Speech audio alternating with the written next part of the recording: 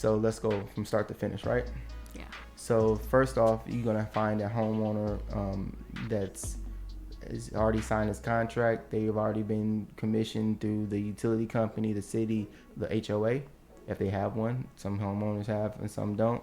Let's just say they all got the permission. Most likely that solar installer is going to drop off the equipment after they've already made arrangements for that system to be installed. The blueprints have already been drawn up.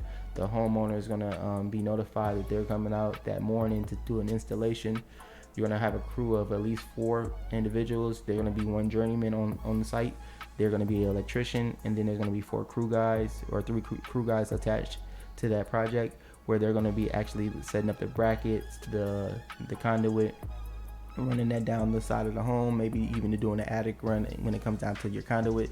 And then they're also going to pretty much set up everything for the journeyman to do all his work with the inverter and the control box, depending on if you have a micro inverter set up or if you have a centralized string inverter.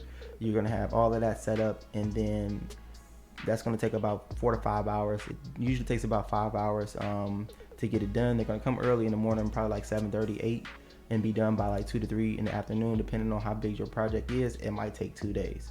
Some bigger projects could take 2 to 3 days just because of the amount of brackets and the amount of conduit that they have to run. So it's usually about a 4-hour process, 4 to 5 hour. And then once that project is done, they're going to clean up the site like nothing happened, and then you'll be ready to pretty much turn on and operate. But you might have to, like I said, wait for the utility company another 2 to 3 weeks to actually get that system operated and turned on.